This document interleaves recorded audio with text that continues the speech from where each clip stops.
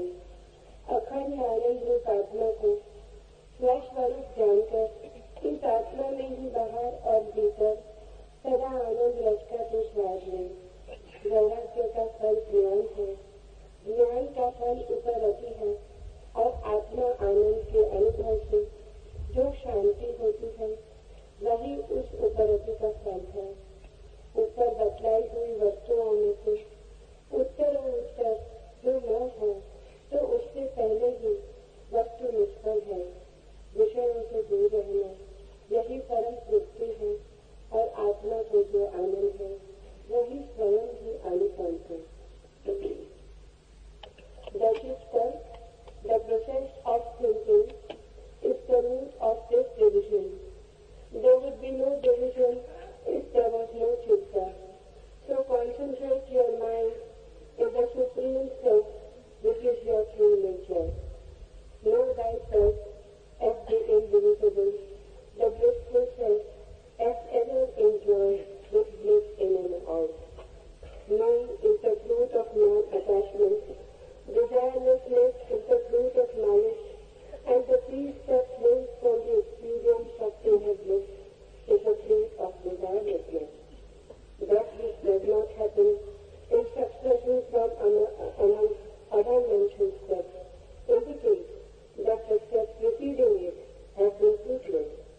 To shun the objects of enjoyment is the highest contentment, and the bliss of the self is itself incomparable.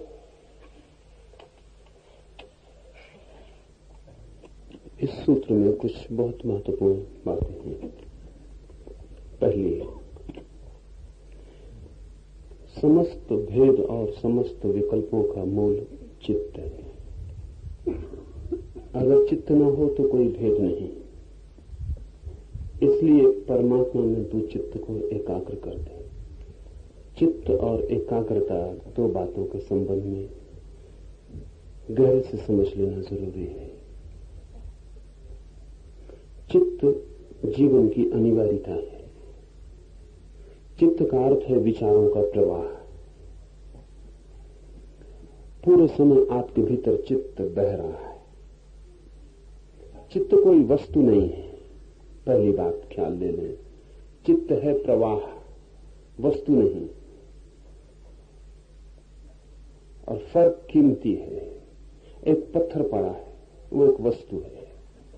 एक झरना बह रहा है, वो एक प्रवाह है। जो चीज पड़ी है वो स्थिर है, जो बह रही है वो प्रतिपल बदल रही है। चित्त वस्तु नहीं है, चित्त प्रवाह है। इसलिए चित्त प्रतिपल बदल रहा है। एक क्षण भी वही नहीं है जो क्षण भर पहले था। जिससे नदी बदलती जा रही है। हेराक्लित ने कहा है एक ही नदी में दोबारा नहीं उतरा जा सकता, क्योंकि जब आप दोबारा उतरने जाएंगे तो जिस पानी में पहली बार उतरे थे वो न मालूम कहां जा चुका। ऐसे ही एक ही चित्त को भी दोबारा नहीं पाया जा सकता। जो बह गया वो बह गया, और पूरे समय भीतर धारा बह रही है। इस बहती धारा के पीछे खड़े होकर हम देख रहे हैं जगत को, तो चित्त की छाया हर चीज पर पड़ती है। और बदलता हुआ चित्त, खंड खंड हजार टुकड़ों में टूटा हुआ चित्त सारे जगत को भी तोड़ देता है। पहली बात, चित्त एक प्रवाह है बदलता हुआ, इसलिए चित्त के द्वारा उसे नहीं जाना जा सकता जो कभी बदलता नहीं है। जिसके द्वारा हम जान रहे हैं अगर वो बदलता हुआ हो तो हम उसे नहीं जान सकते जो कभी बदलता नहीं। बदलती हुई चीज के माध्यम से हम जो भी जानेंगे वो भी बदलता हुआ ही दिखाई पड़ेगा। जैसे आपकी आंख पे एक चश्मा हो और उस चश्मे का रंग बदल रहा हो, लाल से हरा हो जाए, हरे से पीला हो जाए, पीले से सफेद हो जाए, आपके चश्मे का रंग बदल रहा हो तो उसके साथ ही बाहर का जो जगत है उसका रंग बदलता चला जाएगा, क्योंकि जिस माध्यम से आप देख रहे हैं वो आरोपित हो रहा है। मन आपका बदल रहा है प्रतिपल, इसी कारण मन से हम केवल उसी को जान सकते हैं जो बदल रहा है। मन से उसे नहीं जान सकते जो कभी नहीं बदलता है। और इस जीवन का जो परम गुह्य सत्य है वो अपरिवर्तनीय, वो शाश्वत है, वो कभी बदलता नहीं। इसलिए चित्त उसे जानने का मार्ग नहीं। जगत की जो पदार्थ सत्ता है वो बदलती है, वो मन की तरह ही बदलती है। इसलिए मन से जगत के पदार्थ को जाना जा सकता है, लेकिन जगत में छिपे परमात्मा को नहीं जाना जा सकता। जिससे विज्ञान मन का उपयोग करता है, चित्त का उपयोग करता है खोज के लिए। विज्ञान मन के ही माध्यम से जगत की खोज करता है, और इसलिए विज्ञान कभी भी नहीं कह पाएगा कि ईश्वर है। विज्ञान सदा ही कहेगा पदार्थ है। परमात्मा की कोई प्रतीति विज्ञान में उपलब्ध नहीं होगी, नहीं इसलिए कि परमात्मा नहीं है, बल्कि इसलिए कि विज्ञान जिस माध्यम का उपयोग कर रहा है वो माध्यम केवल परिवर्तनशील को ही जान पाता है, वो माध्यम अपरिवर्तनीय को नहीं जान पाएगा। ऐसा समझें कि संगीत चल रहा हो और आप आंख से सुनने की कोशिश करें तो आप कभी भी ना सुन पाएंगे, संगीत का पता ही नहीं चलेगा। आंख देख सकती है, इसलिए आंख से रूप का पता चल सकता है। आंख सुन नहीं सकती, इसलिए ध्वनि का कोई पता नहीं चल सकता है।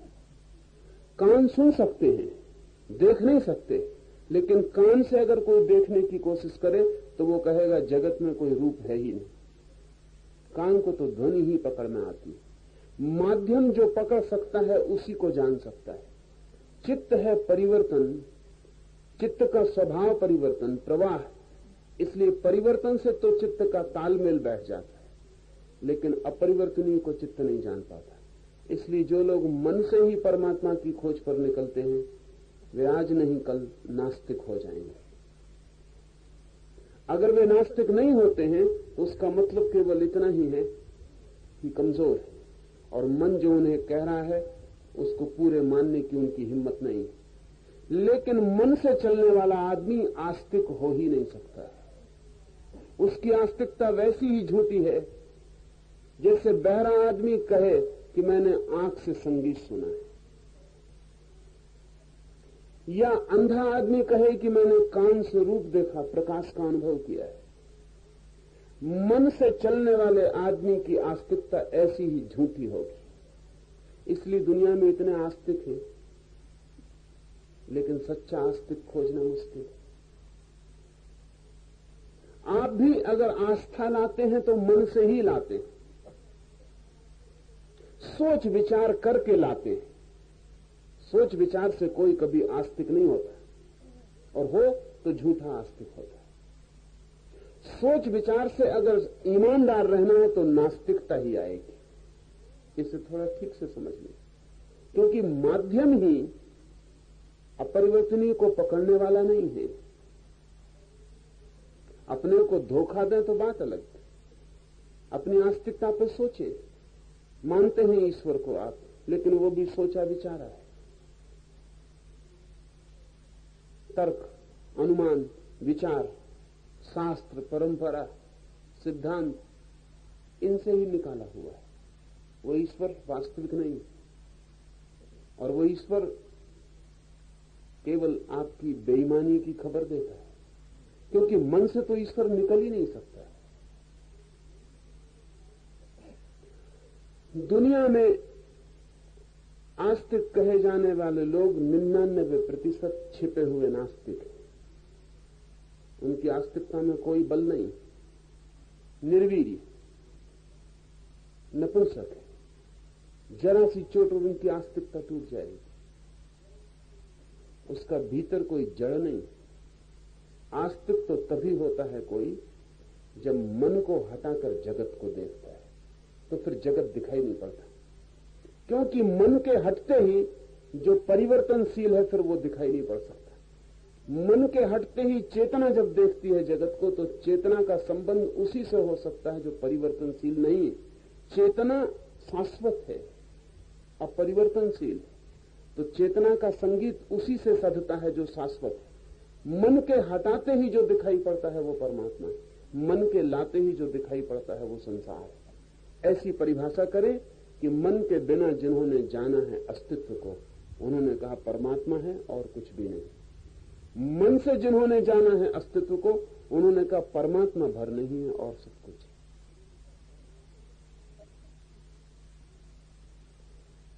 तो मन से आप कभी जान ना पाएंगे, जगत को जान पाएंगे, जगत को मन से ही जान पाएंगे, सत्य को नहीं। और मन से जो चीजें भी जानी जाती हैं वो प्रतिपल बदलती रहेंगी, इसलिए विज्ञान स्थिर नहीं हो पाता और विज्ञान कभी स्थिर नहीं हो पाएगा। विज्ञान कभी भी ये नहीं कह सकेगा कि ये सत्य शाश्वत है। विज्ञान इतना ही कह सकेगा टेंटेटिव, अस्थायी रूप से। अभी जितना हम जानते हैं उसमें ये सत्य, कल जो हम जानेंगे उससे क्या होगा परिणाम नहीं कहा जा सकता। इसलिए विज्ञान रोज बदल रहा है। कल जो था सच वो आज झूठ हो जाता है। आज तो कठिनाई ये हो गई कि स्कूल कॉलेज में जो विज्ञान पढ़ाया जा रहा है वो तभी पढ़ाया जाता जब वो करीब करीब झूठ हो चुका हो, क्योंकि 20 साल लग जाते हैं। कोई चीज खोजी जाए तो उसको स्कूल तक लाने में कम से कम 20 साल लग जाते हैं। इस 20 साल में वो झूठ हो चुकी होती है।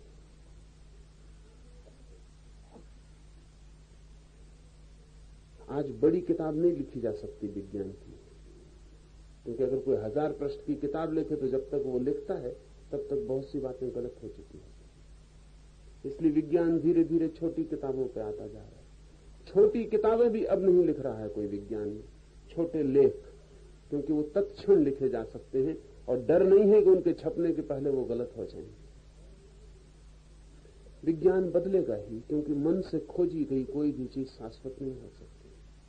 इसलिए पश्चिम में बहुत कठिनाई होती है विचारकों को कि महावीर ने कुछ कहा 2500 साल पहले, उपनिषद के ऋषियों ने कुछ कहा 5000 साल पहले, अब तक वो सत्य कैसे? 5000 साल, यहां तो 5 साल पहले जो बात कही गई वो भी झूठी हो जाती, धूमिल हो जाती। तो 5000 साल पहले जो कहा वो कब का झूठ हो चुका होगा, उनका कहना संगत मालूम पड़ता है। क्योंकि 5 साल पहले की बात भी संदिग्ध जब हो जाती हो तो 5000 साल पहले की बात के संदिग्ध होना स्वाभाविक है। लेकिन नहीं, उपनिषद ने जो कहा है वो अब भी वैसा ही सच है और वो कल भी वैसा ही सच रहेगा। तो इसका 2 मतलब हो सकते हैं। एक मतलब तो यह है कि भारत की बुद्धि कुंठित हो गई है, वो विकसित नहीं होती। वो 5000 साल पहले ठहर गई, जो खोज लिया था उसी को पकड़ के बैठी, उससे आगे नहीं गए, नहीं तो कभी का गलत हो जाता है। आज तो भारत में भी जो सोच विचार करते हैं, और सोच विचार कम ही लोग करते हैं, और जो करते हैं वो भी करीब करीब उधार करते हैं, वो भी करीब करीब पश्चिम की छाया होती। तो पश्चिम में चाहे भारत में जो आज सोचने का ढंग है विज्ञान, उसके हिसाब से ऐसा ही लगेगा कि ये भारत की जो बातें हजारों साल पुरानी हैं ये कब की झूठ हो चुकी होंगी। लेकिन चूंकि भारत ने चिंतन करना बंद कर दिया इसलिए इनको बदल नहीं पाया, वही रुका हुआ है। जो मन से सोचता है उसका ये कहना ठीक भी है, लेकिन ये सत्य कभी मन से पाए नहीं गए, ये अड़चन। ये 5000 साल पहले या 50,000 साल पहले पाए गए हों या 5000 साल बाद या 50,000 साल बाद पाए जाएं, ये मन से नहीं पाए गए। और जो मन से नहीं पाया जाता वो बदलता नहीं, उसके बदलने का कोई उपाय नहीं, क्योंकि मन को छोड़ते ही हम उस जगत में प्रवेश करते हैं जो शाश्वत है, सनातन, जहां कभी कुछ बदलता नहीं, जहां सब अपरिवर्तित है, जहां समय ठहर गया है, जहां समय में कोई गति नहीं, जहां समय जम गया है।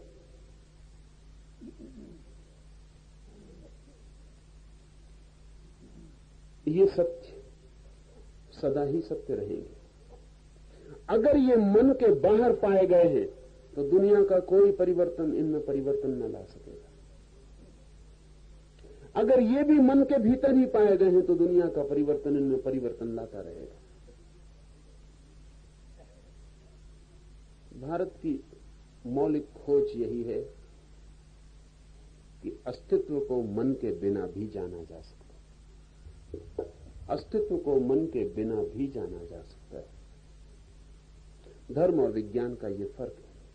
विज्ञान कहता है जो भी जाना जा सकता है मन से जाना जा सकता है। धर्म कहता है मन से जो भी जाना जाता है वो काम चलाऊ है, लगभग सत्य है। मन के पार जो जाना जाता है वही सत्य है और मन के पार ही वास्तविक जानना संभव होता है। तो इस चित्त को कैसे मिटा दें, इस चित्त को कैसे शून्य कर दें, शांत कर दें, ये सूत्र कहता है इसे एकाग्र कर दें तो ये शून्य हो जाएगा, शांत हो जाएगा। ये दूसरी बात समझने की। चित्त का स्वभाव ही है एकाग्र न होना। ये चित्त का स्वभाव है कि एकाग्र न होना। आप एक क्षण भी चित्त को एकाग्र करें वो एकाग्र नहीं होगा, उसमें भी वो प्रवाह खोज लेगा। अगर मैं आपसे कहूं कि राम पर चित्त को एकाग्र कर दें तो जब आप राम पर चित्त एकाग्र करेंगे पूरी रामलीला भीतर आने लगेगी। सीता आ जाएगी, पीछे से हनुमान झांकने लगेंगे, सब उपद्रव खड़ा हो जाएगा। राम पर चित्त एकाग्र करेंगे तो दशरथ आ जाएंगे और रावण आ जाएगा और सब आ जाएंगे। जरा कोशिश करें राम को छांट लें अलग, न दशरथ, न रावण, न सीता, न हनुमान, न लक्ष्मण, कोई भी नहीं, पूरी रामलीला काट दें, सिर्फ राम, तो चित्त मुश्किल में पड़ जाएगा। तो फिर एक उपाय है कि राम में कई टुकड़े कर लें। पैर से शुरू करें, राम के पैर देखें, फिर उनका शरीर देखें, फिर उनका चेहरा देखें, फिर उनकी आंखें देखें, तो चित्त को सुविधा मिल जाएगी, क्योंकि फिर प्रवाह शुरू हो गया। राम की आंख ही चुन लें,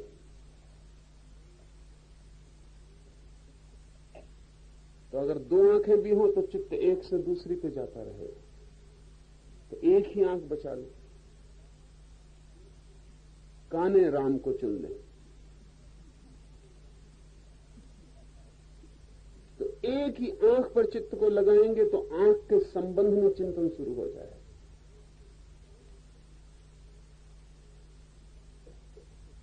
चित्त का स्वभाव है प्रवाह, इसलिए आप कुछ भी करें चित्त उसमें से प्रवाह निकाल लेगा, तत्काल प्रवाह निकाल लेगा और चिंतन करने लगेगा।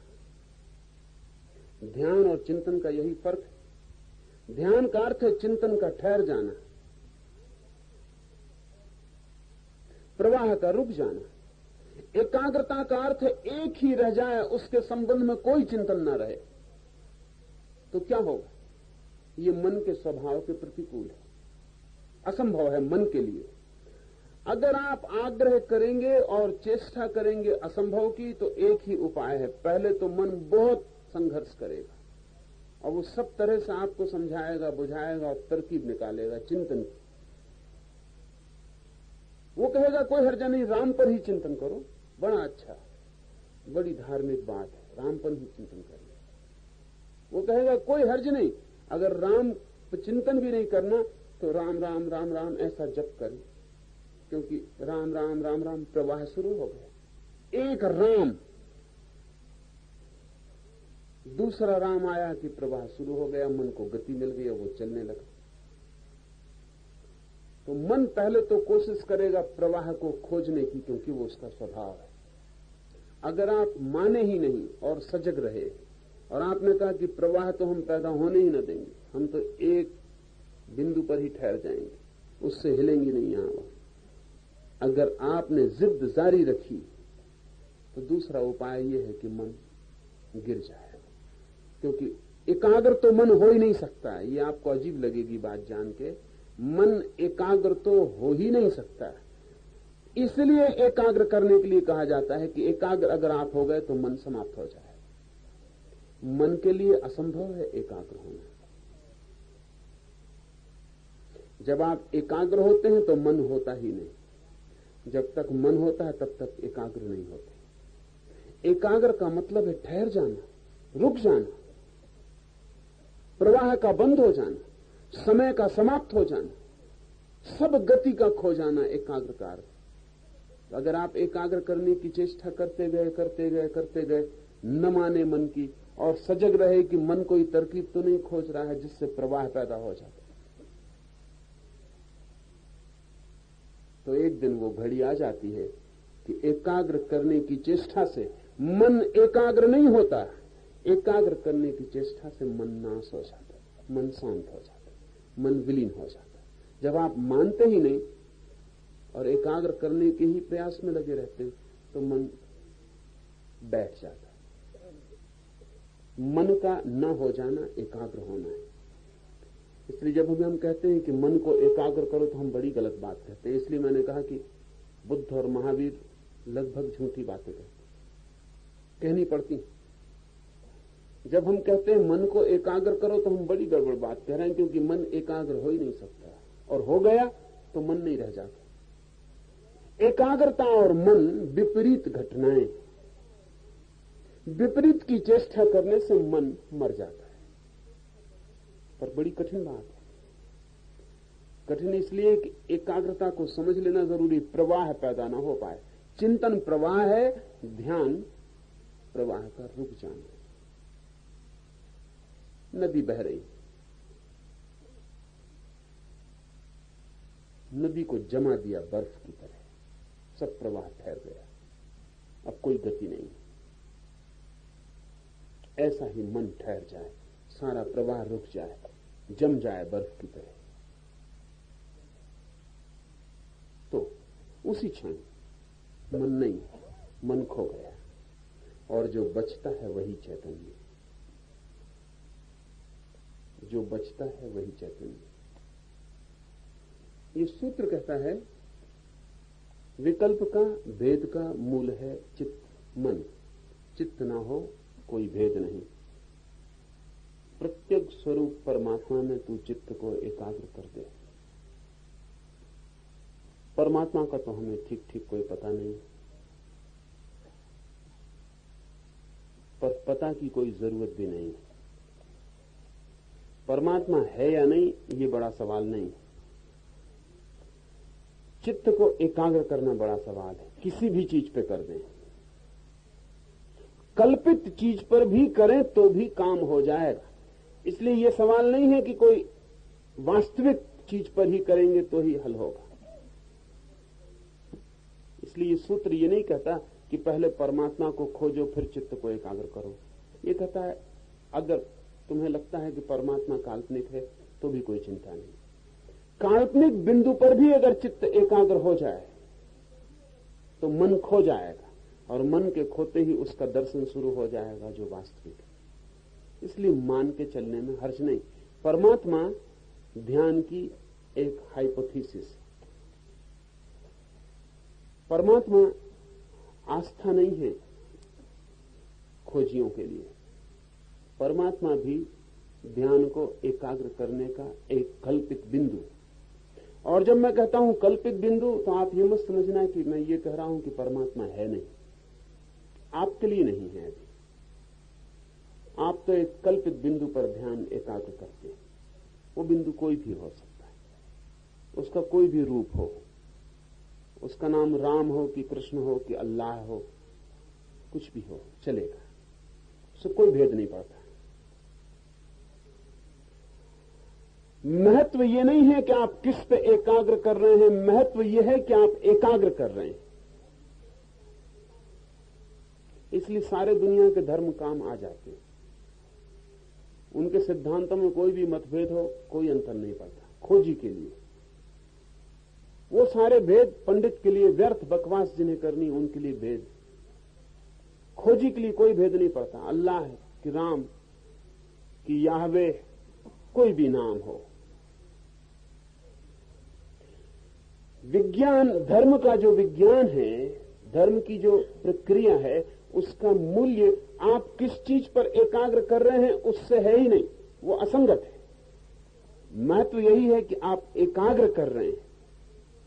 आ बा सा डा कुछ भी हो, आप एकाग्र कर रहे हैं। एकाग्र करने की प्रक्रिया में ही मनोनाश हो जाता है, और मनोनाश होकर जो जाना जाता है उसका नाम ना तो अल्लाह है, उसका नाम न राम है, उसका नाम न कृष्ण है, उसका कोई नाम नहीं। सब नाम कल्पित हैं, उपयोगी हैं।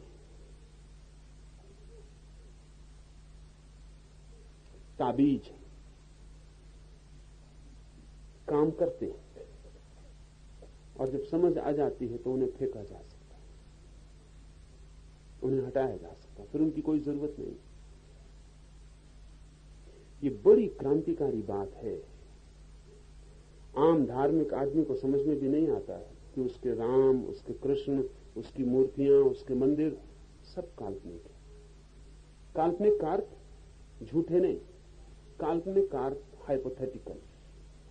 उनका उपयोग किया जा सकता है, वहां से यात्रा शुरू की जा सकती है। यात्रा के अंत पर तो पता चलता है कि उनके बिना भी यात्रा हो सकती थी, और यात्रा के अंत पर यह भी पता चलता है कि ये किन्हीं दूसरे नामों से भी हो सकती थी। लेकिन यात्रा के शुरू में ये पता नहीं चल सकता है, इसकी कोई जरूरत भी नहीं। हिंदू हिंदू की तरह चल पड़े, मुसलमान मुसलमान की तरह चल पड़े, ईसाई ईसाई की तरह चल पड़े, मंजिल पे जाके पता चलेगा कि हिंदू, मुसलमान, ईसाई सब उपयोगिताएं थी। उनका कोई वास्तविक परम सत्य के साथ संबंध न था। उनका संबंध था हमारे अज्ञान के साथ, ज्ञान के साथ नहीं। उनका संबंध था जहां हम खड़े थे संसार में, वहां से यात्रा शुरू करने के लिए। उनका संबंध उस मंजिल के साथ नहीं था जहां हम पहुंचे। इसलिए पहुंचकर न कोई हिंदू रह जाता, न कोई ईसाई रह जाता, न कोई मुसलमान रह जाता, पहुंचकर केवल धार्मिक रह जाता है। इसलिए ध्यान रखें, जब तक आप ईसाई हैं, हिंदू हैं, मुसलमान हैं, तब तक समझना अभी धार्मिक नहीं।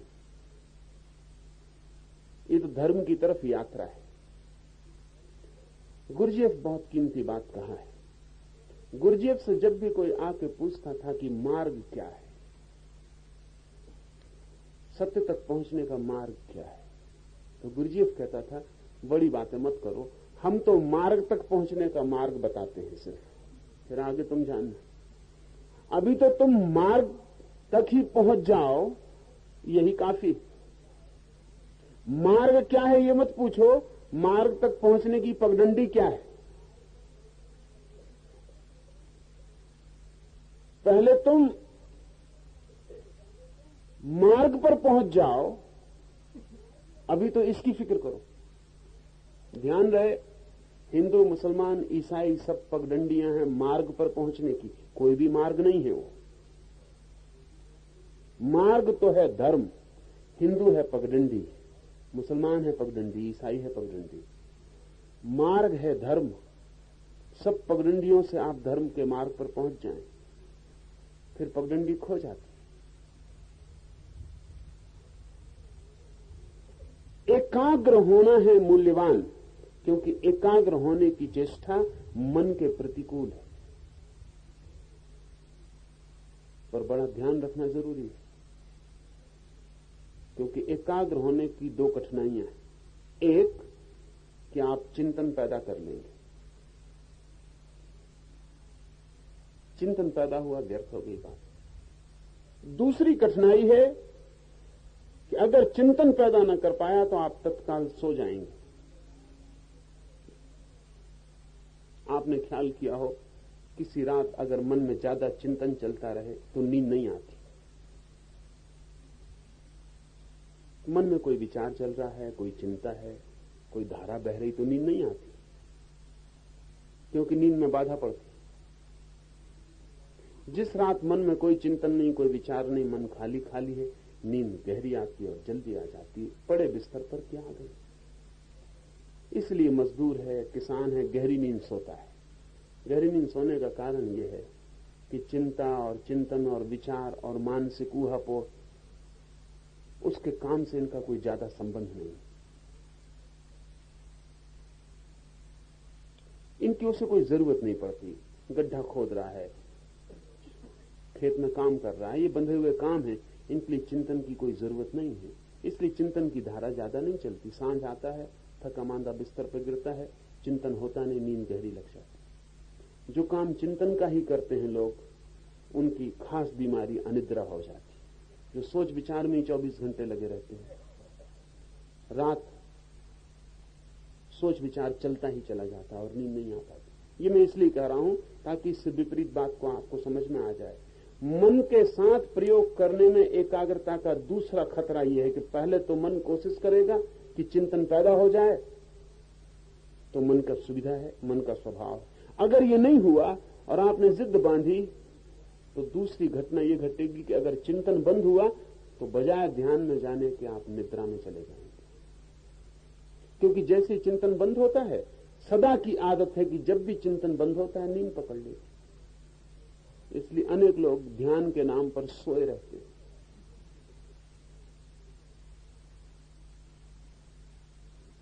नींद लेते रहते, मंदिरों में बैठे हैं, झपकी खा रहे हैं।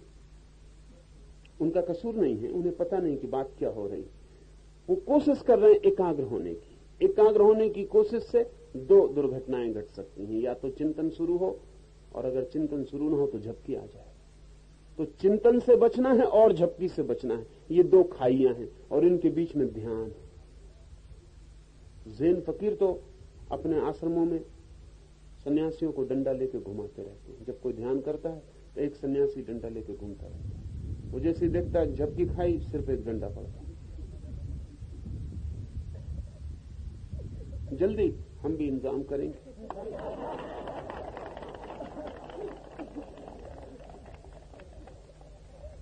और ऐसा नहीं है कि उसका उपयोग नहीं, उसका बड़ा उपयोग, क्योंकि झपकी एकदम से टूट जाती। चिंतन चल रहा था, चिंतन छूट गया, झपकी आ गई। एक खाई से बचे, दूसरे खाई में गिर गए। और झपकी तभी आती जब चिंतन की धारा टूट जाए। और फिर गुरु आया और उसने डंडा सिर पे मारा। चिंतन की धारा बंद हो गई थी, झपकी आ गई थी, उसने झपकी की धारा डंडा मार के एक क्षण को टूट गई। उस एक क्षण को ध्यान की झलक मिल जाती, और एक क्षण भी झलक मिल जाए तो सहारा बन जाता। तो फिर लगने लगता है कि जहां जा रहे हैं वो कोई अंधेरे का रास्ता नहीं है, मामला साफ है। कभी कभी ऐसा होता है कि बहुत साधक होते हैं और गुरु ख्याल भी नहीं रख पाता कौन झपकी खा रहा है, कौन क्या कर रहा है। तो ज़हन में व्यवस्था है कि जब भी किसी साधक को ऐसा लगता है कि झपकी आ रही, तो वो दोनों हाथ अपनी छाती के पास कर लेता है। इससे गुरु देख लेता है कि ठीक, उसको भीतर झपकी का डर पैदा हो रहा है। ये निमंत्रण है कि मुझे डंडा मारो। भीतर झपकी पकड़ रही है, नींद की हल्की लहर आनी शुरू हो गई है, तरंगें आने लगी हैं और डर है कि अब मैं नींद में खो जाऊंगा। चिंतन पैदा न हो और झपकी ना लगे, बस तो फिर ध्यान लग जाए। ध्यान का अर्थ हुआ चिंतन और झपकी का अभाव, चिंतन और नींद का अभाव, तो ध्यान लग जाएगा। कोई भी हो बिंदु एकाग्रता का, ये दो बातें ख्याल में रहें। अखंड आनंद रूप आत्मा को स्वस्वरूप जानकर इस आत्मा में ही बाहर और भीतर सदा आनंद रस का तू स्वाद ले। दूसरी बात भी बहुत कीमती है। हम स्वाद लेते हैं, अपने में कभी नहीं लेते, सदा दूसरे में लेते। ये बड़ी मजेदार बात है। हम स्वाद लेते, हम रस भी लेते, हम कभी कभी सुख भी पाते, लेकिन सदा दूसरे में। कभी आपने अपना स्वाद लिया? नहीं लिया। अपनी तरफ तो हम ध्यान ही नहीं देते। ये सूत्र कहता है कि साधक को धीरे धीरे दूसरे में स्वाद लेना छोड़कर अपने में स्वाद लेना चाहिए।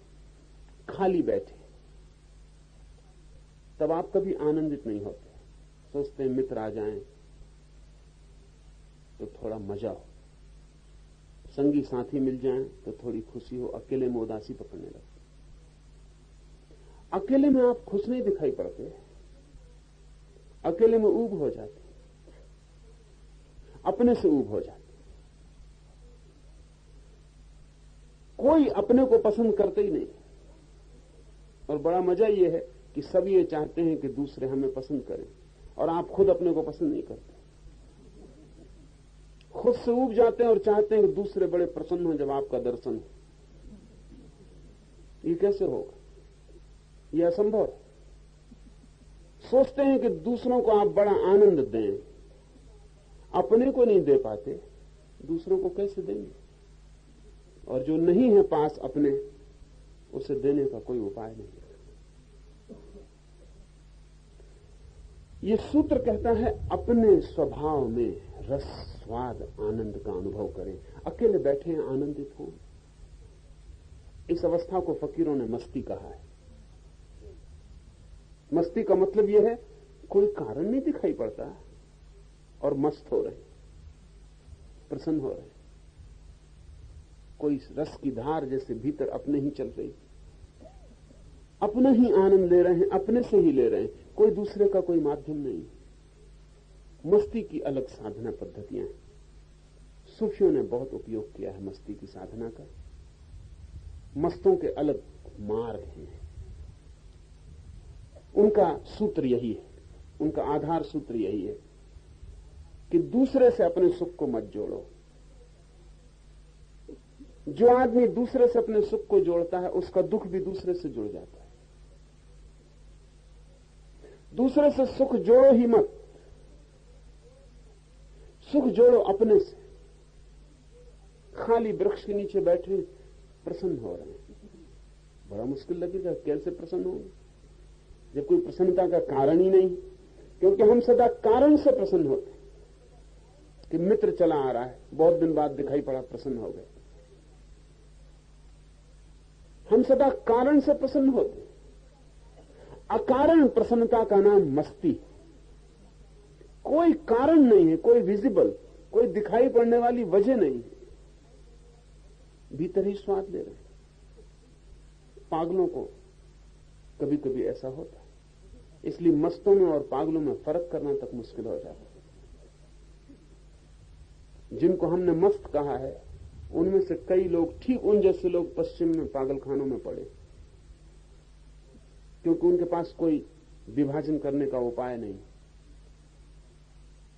उनके पास कोई उपाय नहीं, वो कैसे विभाजन करें। आदमी पागल मालूम पड़ता है, क्योंकि उन्होंने इस बात को स्वस्थ होने की परिभाषा बना लिया कि सुख कारण से होता है तो आपका मस्तिष्क ठीक है, और अकारण सुख हो रहा है तो आपका दिमाग खराब, क्योंकि अकारण सुख हो कैसे सकता है।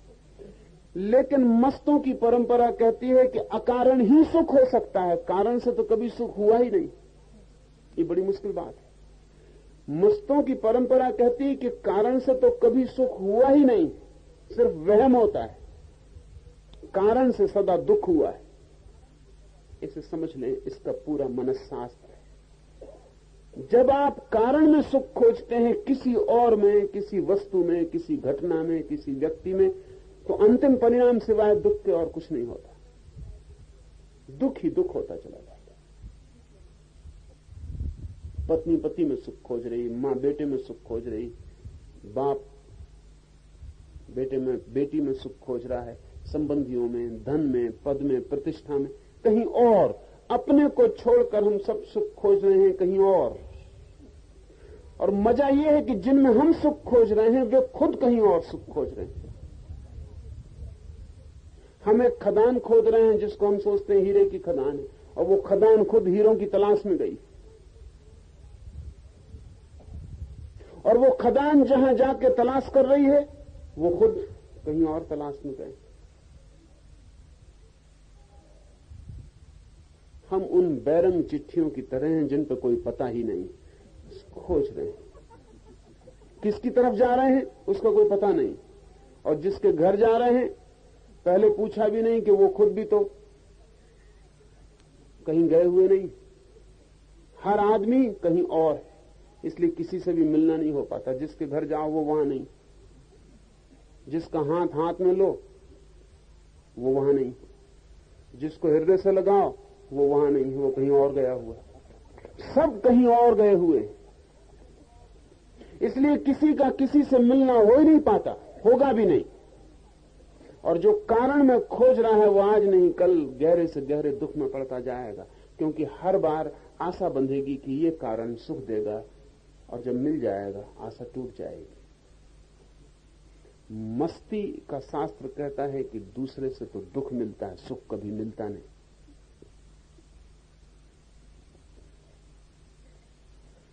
सुख मिलता है सदा अपने से।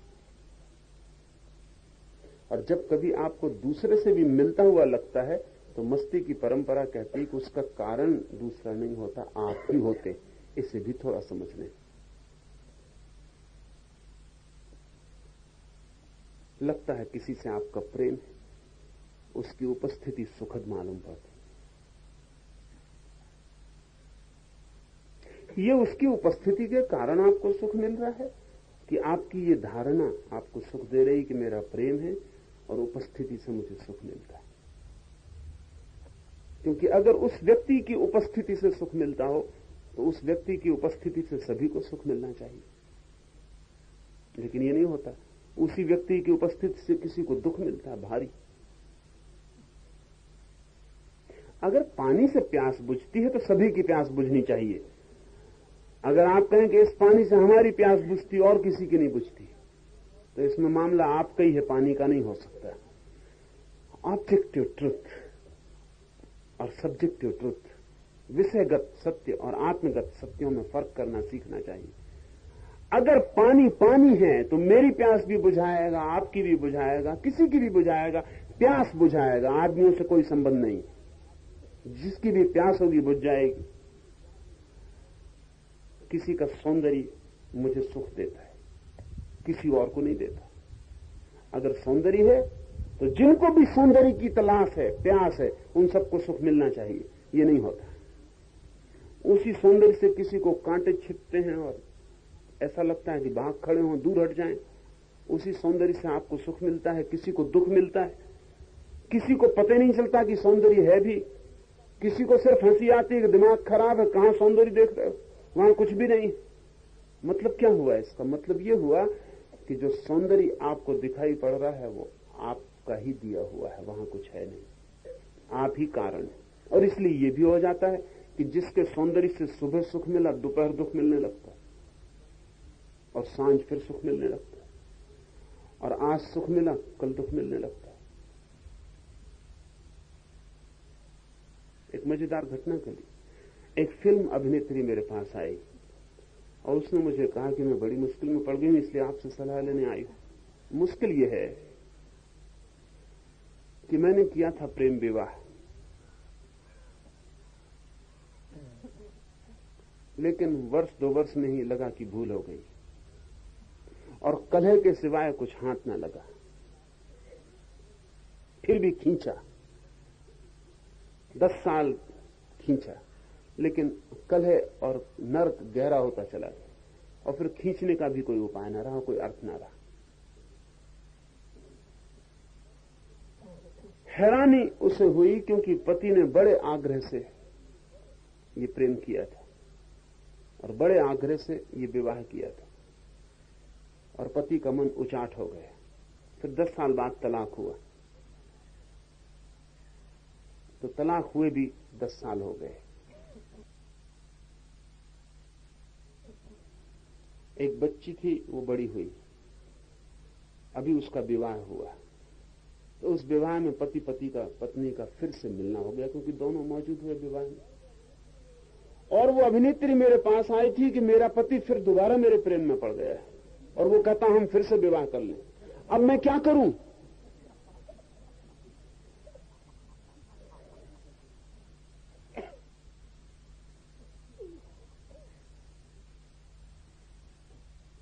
कठिनाई साफ है।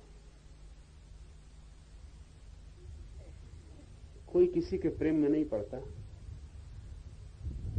दूसरे तो पर्दे होते हैं, हम अपनी ही छाया देख के उनमें प्रेम में पड़ते चले जाते हैं।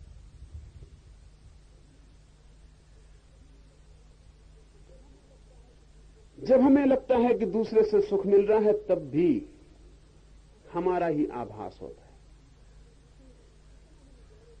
जितना हम गहरे जाएंगे उतना हम पाएंगे कि सुख की सारी घटना अपना ही फैलाव है।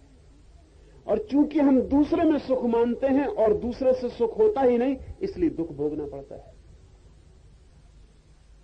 जो आदमी ये खोज लेता है कि सुख का स्रोत मेरे भीतर है, कहीं उसे खोजने नहीं जाता, अपने को ही सुख में डूबा हुआ अनुभव करने लगता है, नाचता है किसी और कारण से नहीं, सिर्फ अपने होने के कारण। सिर्फ अपना होना ही काफी प्रसन्नता है,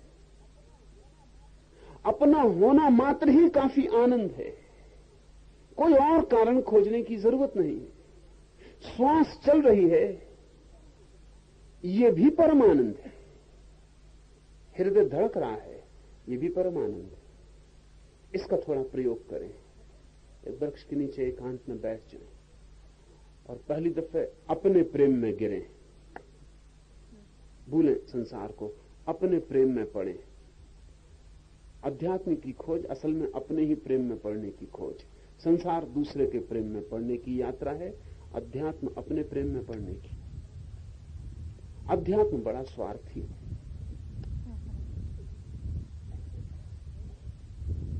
स्वयं की ही खोज है, स्वयं के ही अर्थ की खोज है, स्वयं का ही रस पाना है, स्वाद पाना है। और जब ये स्वाद भीतर आने लगता है, थोड़ी प्रतीक्षा करें, थोड़ी खोज करें, होने का आनंद लें कि मैं हूं। ये भी क्या अनूठी घटना है। मैं न होता तो क्या करता, मैं न होता तो कौन सी शिकायत थी, किससे शिकायत थी। मैं हूं इस अस्तित्व में।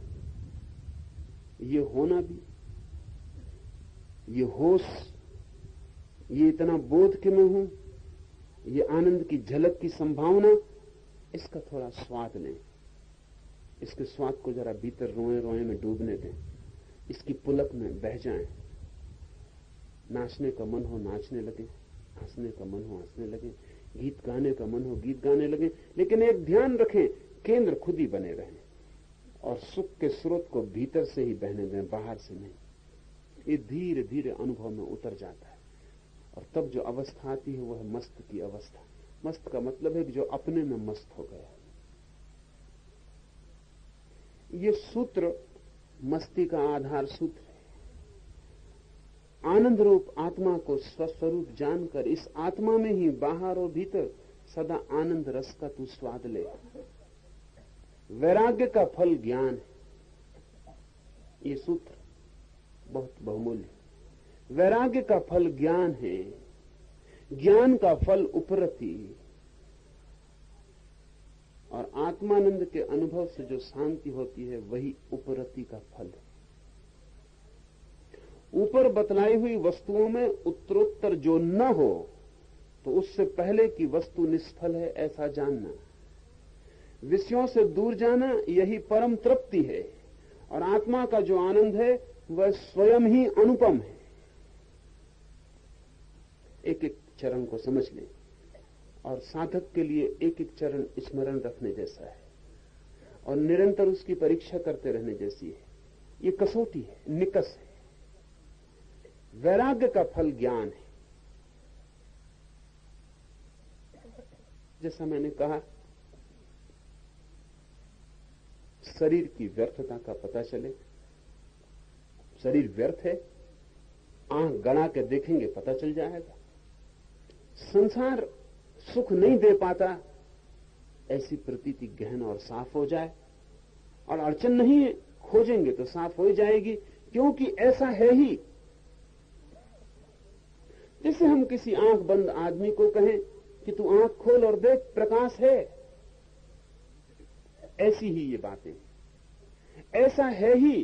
संसार से कभी कोई सुख नहीं मिलता, शरीर से कभी कोई सुख नहीं मिलता, दूसरे से कभी कोई शांति नहीं मिलती।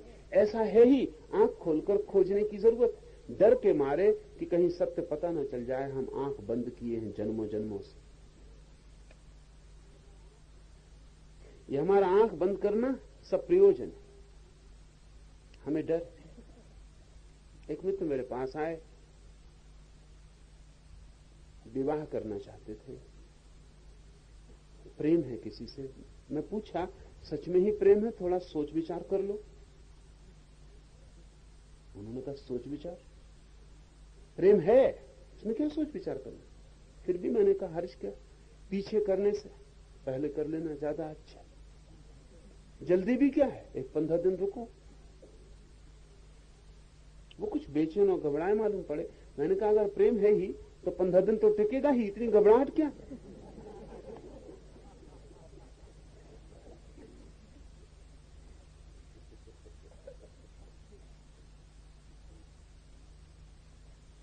पंद्रह दिन वो रुके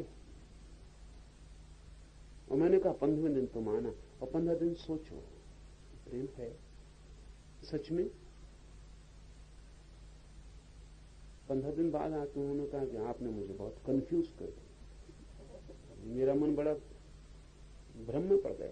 15 दिन पहले मैं बिल्कुल आश्वस्त था, चीजें साफ थी, और ये क्या मामला आपने लगा दिया? मैं आया था आशीर्वाद लेने।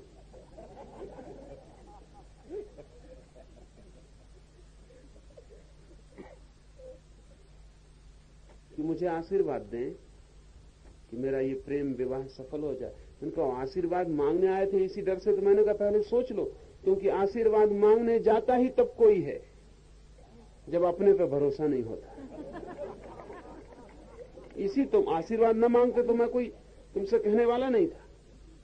तुम भीतर आश्वस्त नहीं हो कि सुख मिलेगा, इसलिए आशीर्वाद मांगते हो कि किसी और पे जुम्मा जाए, अपना जुम्मा हटे। तो तुम मुझे फंसा रहे थे, प्रेम तुम कर रहे थे, फंसा मुझे रहे थे। अब तुम और सोच लो, अगर उलझन पड़ गई है तो 15 दिन और सही। उन्होंने कहा अब नहीं रुक सकता, क्योंकि अगर 15 दिन रुका तो विवाह के पहले तलाक हो जाए।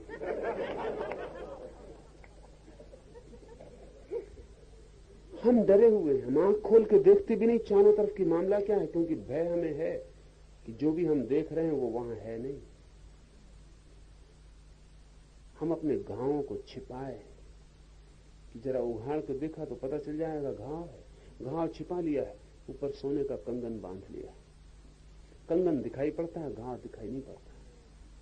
कंगन को देख के सोचते हैं सब ठीक है, लेकिन कंगन से कहीं घाव मिटे, वो घाव तो भीतर बढ़ता ही जाता है, वो नासूर बनता चला जाता है। हमारी सारी जिंदगी आत्म प्रवंचना है, जहां कुछ भी नहीं है। हमें भी लगता है कि कुछ भी नहीं है, लेकिन यह भी डर लगता है कि इसी के सहारे जी रहे हैं। अगर आंख खोल के देखा और दिखाई पड़ा कि ये भी नहीं है तो जिएंगे कैसे? पश्चिम में ये मुसीबत खड़ी हुई, इसे थोड़ा ख्याल में लें। पश्चिम में ये मुसीबत खड़ी हुई है। पश्चिम ने पिछले 300 सालों में चीजें जैसी हैं उनको वैसा देखने की कोशिश की, जैसी हैं वैसा देखने की कोशिश की। अब पश्चिम बड़ी मुश्किल में पड़ गया। मुश्किल ये हो गई कि देखने की कोशिश कई मायनों में दूर तक सफल हो गई और चीजें साफ हो गई हैं कि वहां उनमें कुछ भी नहीं है। अब क्या करें? तो पश्चिम में एक ही भाव है कि सब रिक्त हो गया और सब फिजूल हो गया, कोई सार्थकता नहीं मालूम पड़ती। अब करें क्या?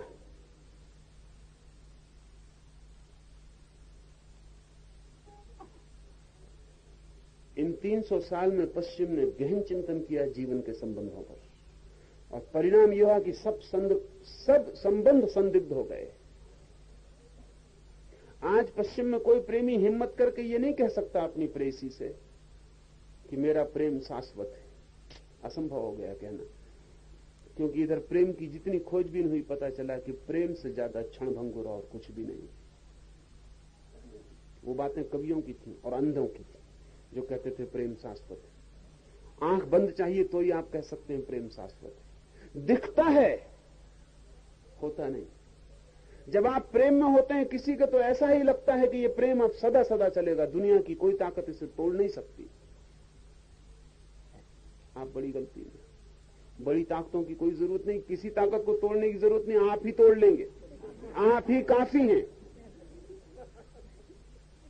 और प्रेम बहुत क्षणभंगुर है। सुबह जब फूल खिलता है तो कौन मान सकता है कि घड़ी भर बाद मुरझा जाए? उसका खिलापन धोखा दे जाता है और लगता है सदा खिला रहेगा। वो कभी नहीं खिला रहता, जो खिला है वो मुरझाता है। जब प्रेम खिलता है तो वो भी फूल है, वो भी मुरझाया। पश्चिम ने जान लिया, ठीक से समझ लिया, ठीक से बड़ी मुश्किल में पड़ गया। प्रेम करना मुश्किल हो गया, क्योंकि प्रेम करने के लिए वो भ्रम जरूरी था कि शाश्वत है। उस भ्रम के बिना प्रेम नहीं हो सकता। अगर वो भ्रम टूट जाए तो प्रेम टूट जाता है। इसलिए पश्चिम में सेक्स रह गया, प्रेम की कोई संभावना नहीं मालूम पड़ती, सिर्फ काम वासना रह गई। लेकिन काम वासना के आधार पर जीवन को गहराई देना मुश्किल है, और काम वासना के आधार पर परिवार का निर्माण करना मुश्किल है। और अगर काम वासना ही सत्य है तो काम वासना के ही कारण परिवार का इतना उपद्रव, इतना दायित्व लेना व्यर्थ है। इसलिए पति पत्नी पश्चिम में खोते जा रहे हैं, बॉयफ्रेंड गर्लफ्रेंड बढ़ते जा रहे हैं।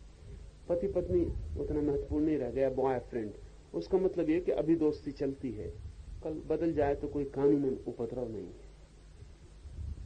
मगर तब रिक्तता मालूम होती है, प्रेम उखड़ गया, और अगर ध्यान न दिया जा सके तो बड़ी अड़चन हो जाएगी। शक्ति मुक्त हो गई और उसके लिए कोई दूसरी यात्रा का पथ नहीं है। इसलिए आंख बंद किए रहते हैं कि जहां चल रहे हैं स्वर्ग है, नरक में भी चल रहे हैं तो स्वर्ग है। आंख बंद रहे,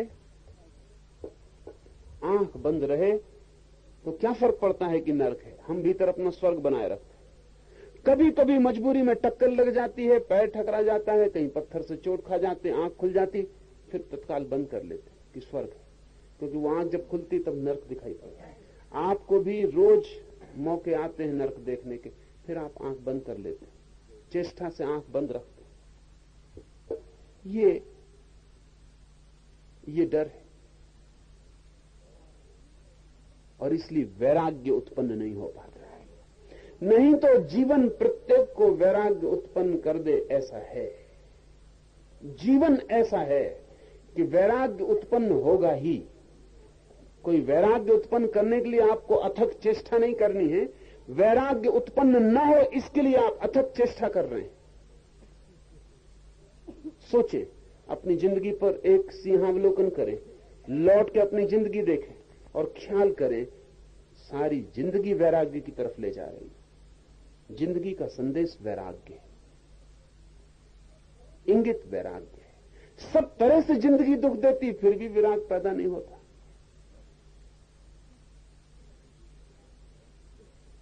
फिर भी विराग पैदा नहीं होता। सब तरह से जिंदगी असफल करती है, तोड़ती है।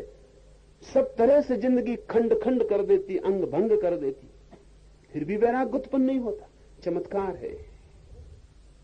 नहीं तो जिंदगी का निज सहज स्वर वैराग्य का है। राग में है जन्म जीवन का, वैराग्य में है परिणति। राग से हम पैदा होते हैं, लेकिन अगर राग में ही मर जाएं तो उसका मतलब है कि जीवन का संदेश हमें सुनाई नहीं पड़ा। वैराग्य जीवन का स्वर है। खोजें, अपने को धोखा ना दे, तो सब सहयोगी, सब सहयोगी, मित्र भी, शत्रु भी, अपने भी, पराये भी, सब सहयोगी हैं आपको वैराग्य की तरफ ले जाने के लिए। और वैराग्य का फल ज्ञान है। और जिस दिन आप विराग में खड़े हो जाते और इस जगत के प्रति कोई वासना नहीं रह जाती, और इस जगत से कोई मांग नहीं रह जाती, और इस जगत की व्यर्थता स्पष्ट सामने हो जाती है, इसका फल ज्ञान। तब आप जागते, तब आप प्रज्ञान से भरते, तब पहली दफा प्रज्ञा का उदय होता, तब आपके भीतर दिया जलता है। वैराग्य की स्थिति में ज्ञान का दिया जलता है, और अगर ज्ञान का दिया न जले तो समझना कि वैराग्य झूठा है। ये सूत्र का दूसरा हिस्सा है कि अगर दूसरी बात घटित ना हो तो पहली झूठी है, असफल गई, ये समझ लेना। हमारे मुल्क में वैरागी कम नहीं, लेकिन ज्ञानी खोजना मुश्किल है। वैरागी तो हर मठ मंदिर में बैठे हुए। मैंने मालूम कितने साधु सन्यासियों को मिलता रहा हूं, वर्षों से भाग गए, लेकिन कहते हैं अभी कुछ हुआ नहीं। ज्ञान नहीं हुआ। मगर वो भी ये मानने को तैयार नहीं है कि उनका वैराग्य मिथ्या है, इसलिए ज्ञान नहीं हुआ। वो मानते हैं वैराग्य तो हमारा पूरा है, ज्ञान नहीं हुआ। अगर ज्ञान नहीं हुआ तो पहला चरण मिथ्या गया है। तुम्हारा वैराग्य झूठा है, तुम्हारा वैराग्य पका हुआ राग नहीं है, तुम्हारा वैराग्य पके हुए राग से नहीं निकला है। तुम कच्चे भाग खड़े हुए हो, तुम बिना आंख खोले भाग खड़े हुए, इसको ख्याल रखें। एक आदमी है नरक में चल रहा है, आंख बंद करके भीतर सपने संजोए, उसने स्वर्ग देखा। आंख खोलता नहीं क्योंकि डर है कि नरक दिखाई ना पड़ जाए। सुनता है खबरें ऋषियों की, मुनियों की कि संसार नरक है। भीतर खुद को भी लगता है कि होगा, क्योंकि आंख खोलने में डर लगता है। या कभी कभी अचानक आंख खुल जाती है किसी दुर्घटना में तो नरक दिखाई पड़ता है, ऋषि मुनि सच मालूम पड़ता। आंख खोलता नहीं, लेकिन फिर घबराहट बढ़ती जाती है और ऋषि मुनियों का स्वर भीतर छिपता चला जाता है और यह आवाज भीतर से लगने लगती है कि सब गड़बड़ है, तो भाग खड़ा होता है, लेकिन आंख बंद किए ही भाग खड़ा होता है। तो वैराग्य ले लेता है, लेकिन आंख खोल के राग को देखा नहीं। आंख बंद किए ही राग में था, आंख बंद किए ही वैराग्य में चला जाता, तो फिर ज्ञान का फल नहीं आएगा। क्योंकि इस आदमी की अवस्था में फर्क नहीं आया, आंख बंद ही है। कल राग में चलता था अंधे की तरह, अब वैराग्य में चल रहा है अंधे की तरह। राग में आंख खुलने से जो वैराग्य होता है वो पका हुआ वैराग्य, प्रौढ़। उस प्रौढ़ता में ही ज्ञान का दिया जलता है। ज्ञान का फल है उपरति, और जब ज्ञान का दिया जलता है तो उसका क्या फल है? ज्ञान का फल है विश्राम, उपरति, चित्त, चैतन्य, शरीर, अस्तित्व, सब उपरति को उपलब्ध हो जाता। कहीं कोई श्रम नहीं रह जाता, कहीं कोई तनाव नहीं रह जाता, कोई स्ट्रेन, कोई रेखा मात्र भी तनाव की भीतर नहीं रह जाती, उपरति हो जाती, विश्राम हो जाता। अगर ज्ञान से विश्राम न हो तो समझना कि ज्ञान झूठा है, एक एक कदम पीछे का झूठा होगा। अगर ज्ञानी भी तनाव से भरा हुआ मालूम पड़े, अगर ज्ञानी का व्यक्तित्व भी विश्राम को उपलब्ध हुआ न हो, रिलैक्स्ड ना हो, अगर ज्ञानी को भी अभी अनुशासन रखना पड़ता हो अपने ऊपर, तो समझना कि ज्ञान शास्त्रों से मिला होगा, अनुभव से नहीं मिला। ज्ञान सुन के पा लिया होगा, जान कर नहीं पाया।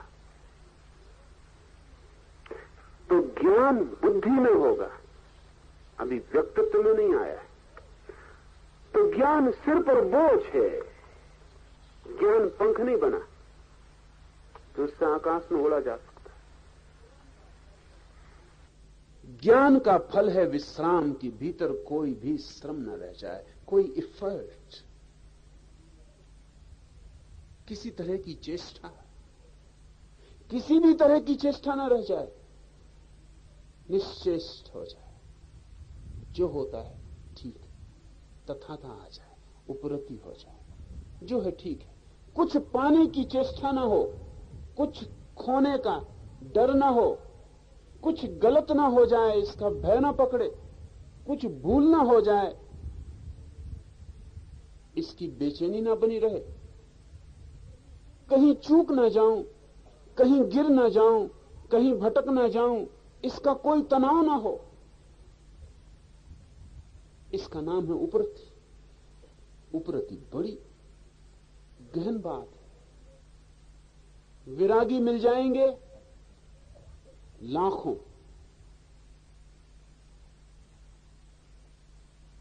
ज्ञान की कोई झलक ना मिलेगी।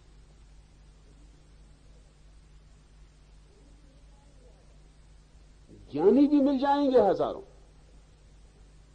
लेकिन उपरति की कोई झलक ना मिलेगी। पंडितों की क्या कमी, जानकारों की क्या कमी है? लेकिन बड़े मजे की बात है कि जानकार से कभी कभी अज्ञानी और गैर जानकार ज्यादा विश्राम को उपलब्ध मालूम होते। पंडित की खोपड़ी की जांच करवाएं और एक अज्ञानी की खोपड़ी की, तो अज्ञानी की खोपड़ी विश्राम में मिलेगी और पंडित की खोपड़ी बड़े ऊहापोह में रहेगी।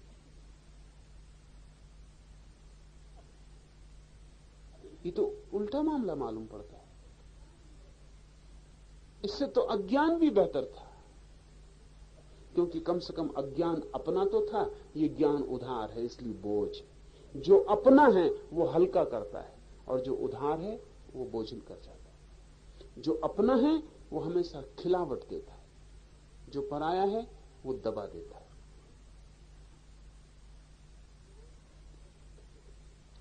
ज्ञान का फल उपरति, उपरति का फल शांति, और जो विश्राम को उपलब्ध है वही धीरे धीरे विश्राम में डूबते डूबते डूबते उस केंद्र को पा लेता है जिसे शांति का है। एक आदमी तैर रहा है, जो तैर रहा है वो पानी की सतह पर रहेगा। तैरना चेष्टा है, श्रम है। एक आदमी ने हाथ पैर छोड़ दिए, तैरता नहीं, पड़ा है। जहां ले जाए नदी, न ले जाए तो भी ठीक, ले जाए तो भी ठीक, वो उपरति को उपलब्ध हुआ। जो आदमी पड़ा है वो धीरे धीरे नदी में डूबने लगेगा, डूबता जाएगा। आखिरी गहराई जब सतह आ जाएगी तब टिकेगा। उस सतह का नाम शांति है। वैराग्य से ज्ञान, अगर वैराग्य सही है ज्ञान होगा ही, अगर ज्ञान सही है उपरति होगी, अगर उपरति सही है शांति अनिवार्य है। और अगर आपके विश्राम से शांति ना आती हो तो जानना कि विश्राम भी आरोपित है। पश्चिम में बहुत किताबें लिखी जाती हैं, उनके नाम ऐसे होते हैं, यू मस्ट रिलैक्स। अब ये किताब का नाम ही बेहुदा है, मस्ट शब्द में ही तनाव आ गया। तुम्हें विश्राम करना ही चाहिए। अब ये करना ही चाहिए, यही तो उपद्रव हो जाएगा, यही विश्राम न करने देगा। और उन किताबों को पढ़ के लोग पड़े हैं बिस्तरों पर, शवासन साध रहे हैं, कह रहे हैं विश्राम करना ही चाहिए, विश्राम कर रहे हैं। वो थोप भी सकते हैं अपने ऊपर विश्राम, बिल्कुल मुर्दे की तरह अकड़ के पड़ भी सकते हैं, लेकिन भीतर वो तनाव जारी रहेगा, क्योंकि विश्राम को भी संभालना पड़ेगा। विश्राम को भी निर्मित करेंगे आप तो उसमें भी तो श्रम लगेगा। और ध्यान रखिए, अगर विश्राम आपको संभालना पड़े तो उसके बाद आप थके हुए वापस निकलेंगे, क्योंकि वो जो चेष्टा है वही तो थकाती है। अब संभाले हैं अपने को कि विश्राम कर रहे हैं, जरा भी चेष्टा नहीं करनी, जरा भी चेष्टा नहीं करनी, ये चेष्टा है। विश्राम को संभाल के रखना है, कहीं विश्राम खो ना जाए, ये श्रम है।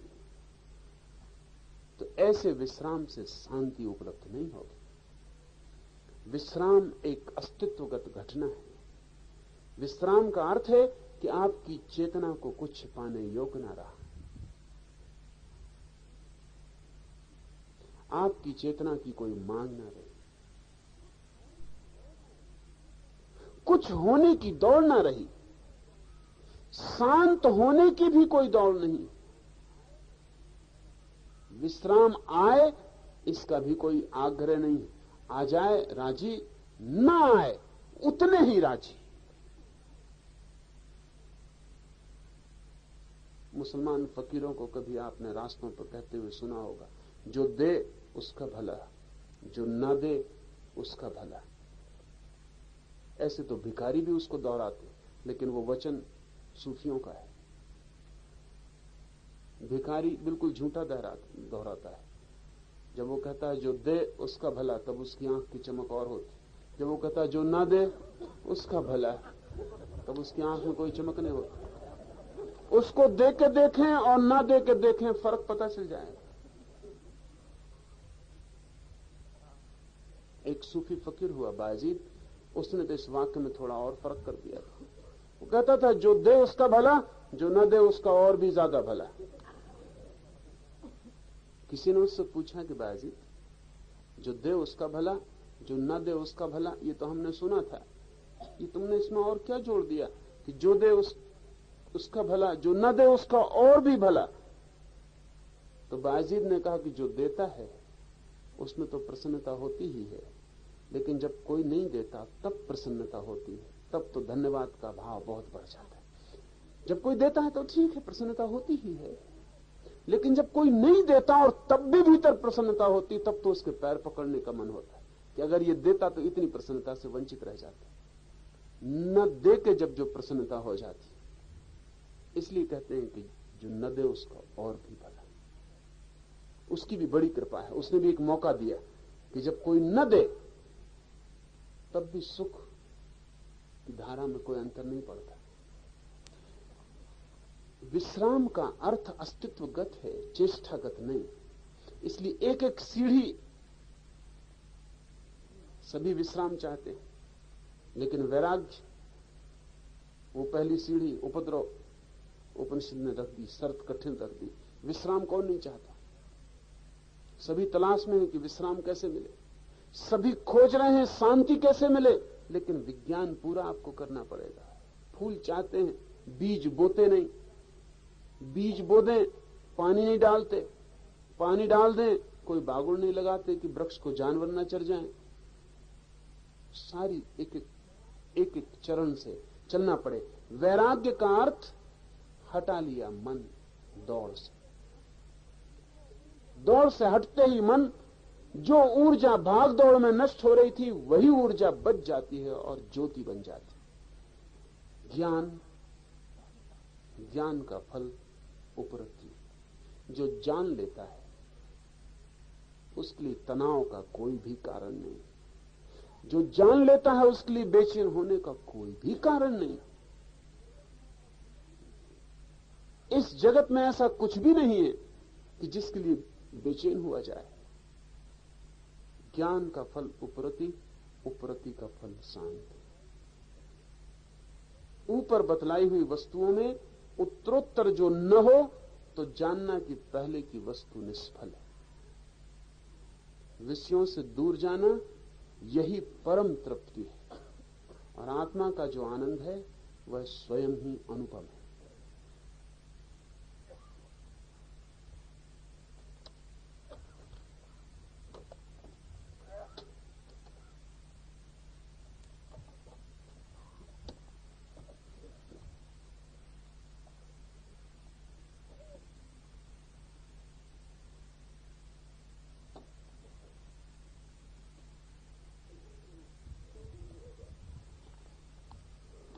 This sutra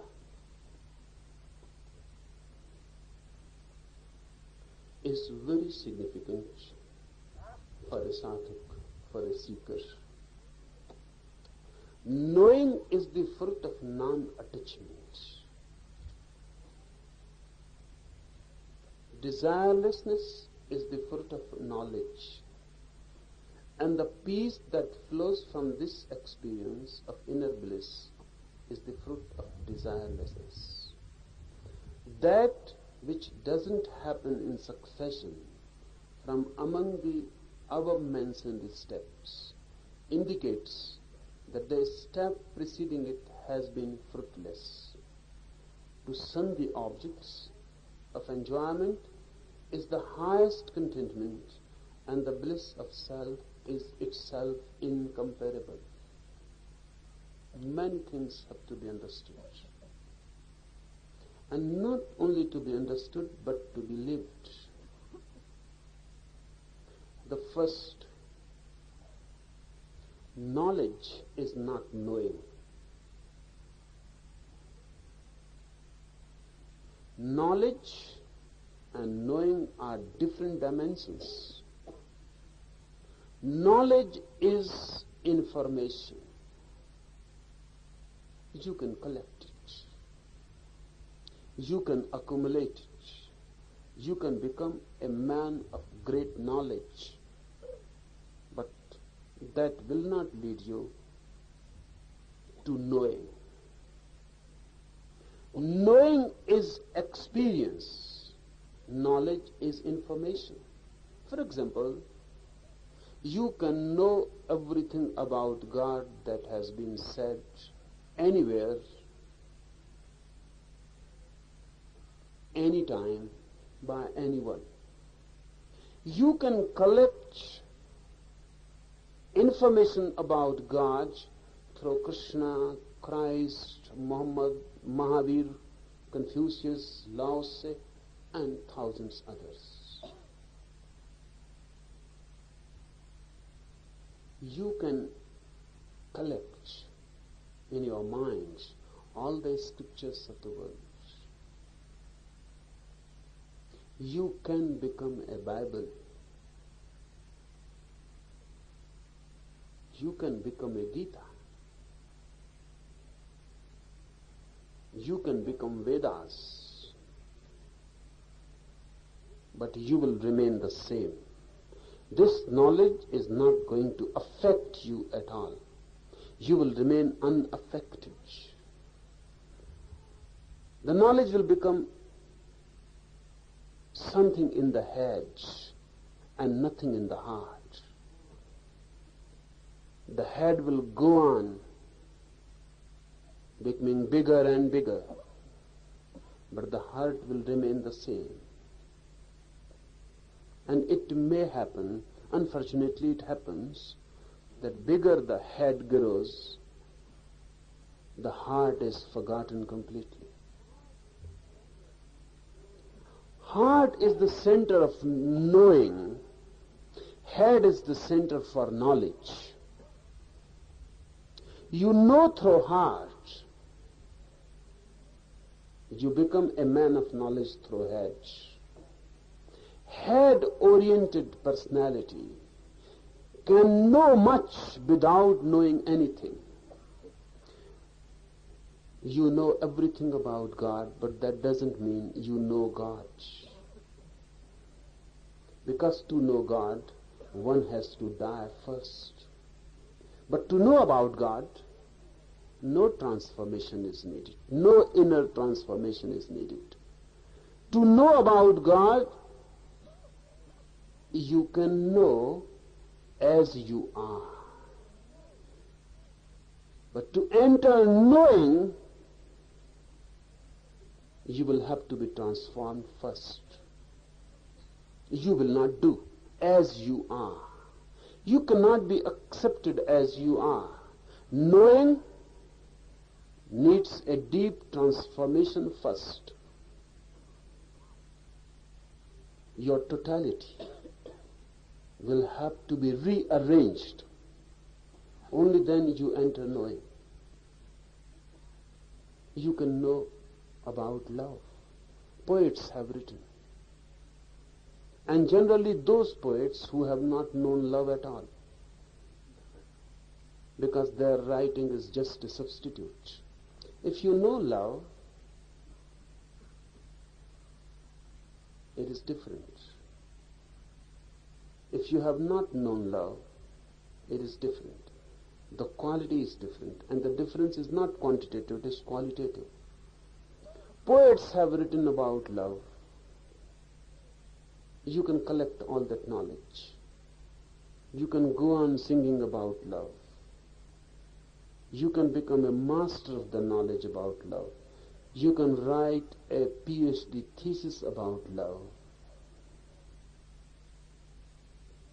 But that doesn't mean that you know love. To know love, libraries are not needed. To know love, a loving heart is needed.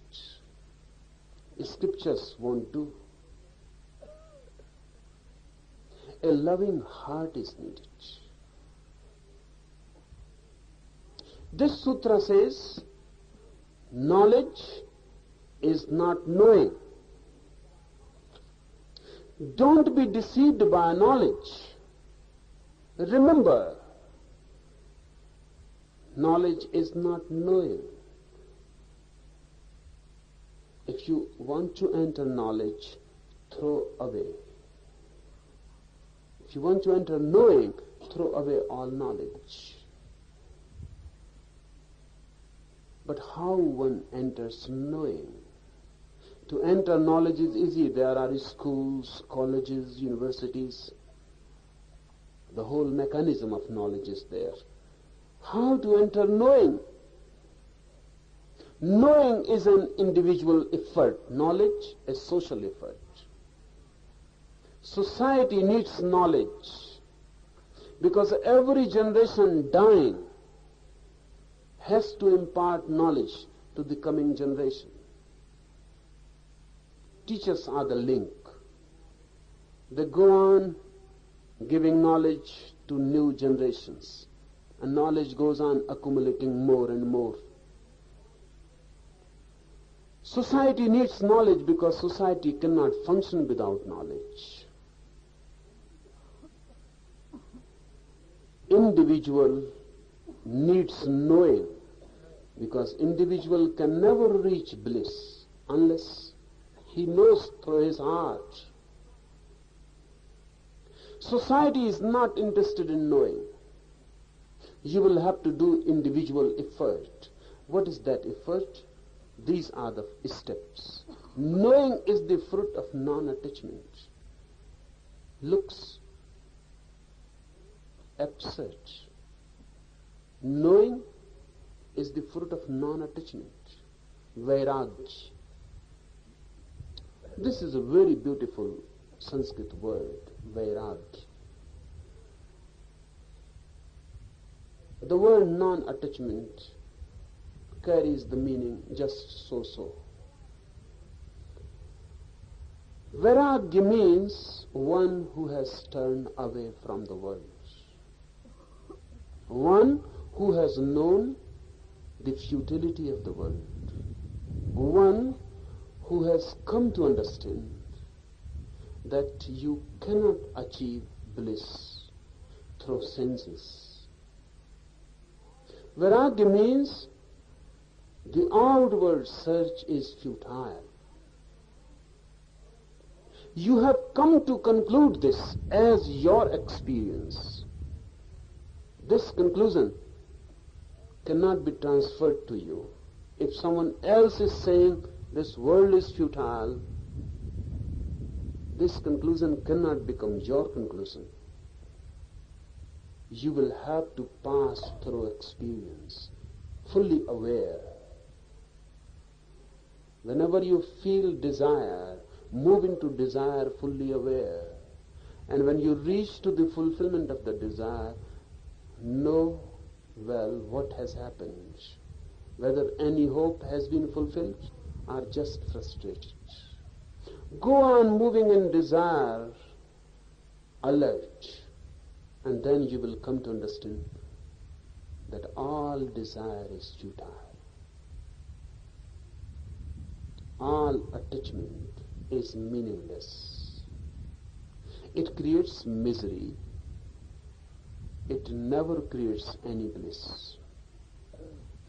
Vairagya means this conclusion, reached through awareness, reached through experiencing. And knowing is the fruit of Vairagya, of non-attachment. Why? Why knowing is the fruit of non-attachment? Because when you are not attached to the world, suddenly you are thrown inside.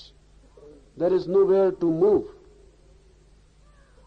All outer directions have been stopped by that non-attachment. Now there is no dimension out to move. Without, you cannot move. So your consciousness for the first time returns home. It moves inside. Upanishads say there are 11 directions. 8 directions we know.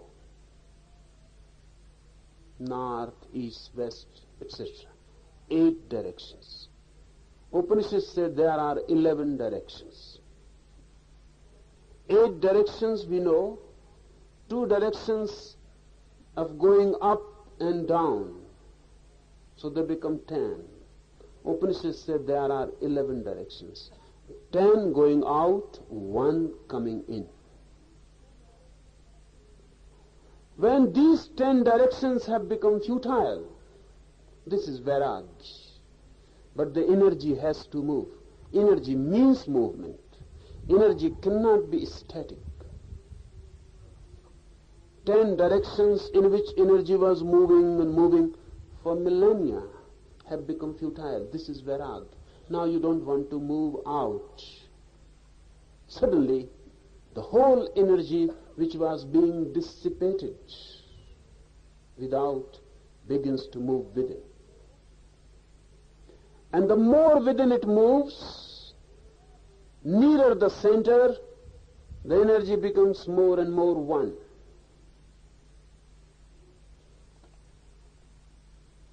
Make one circle.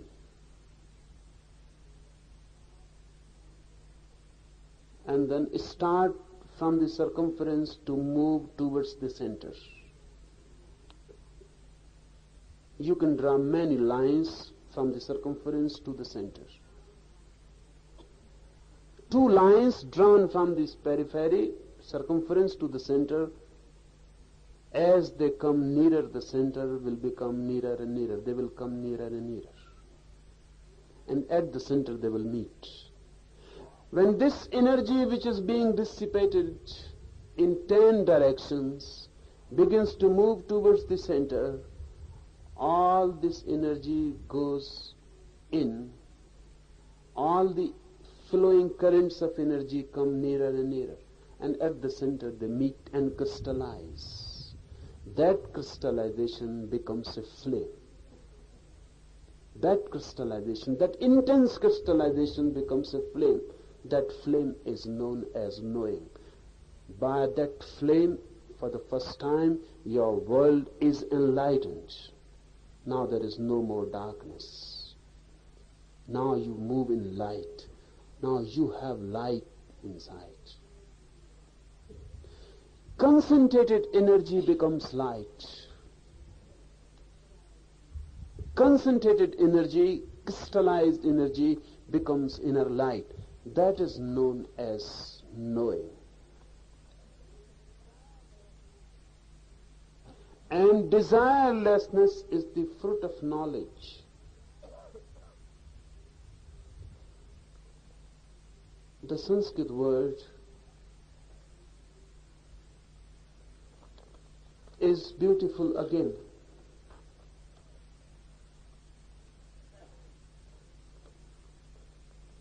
The word is uparati. Uparati means total relaxation. Knowledge is the fruit of vairag. Knowing is the fruit of non-attachment, of energy not moving without. Knowing is the fruit of energy not moving without. If there is no knowing and you don't attain the inner flame that know well, your non-attachment has been false, pseudo.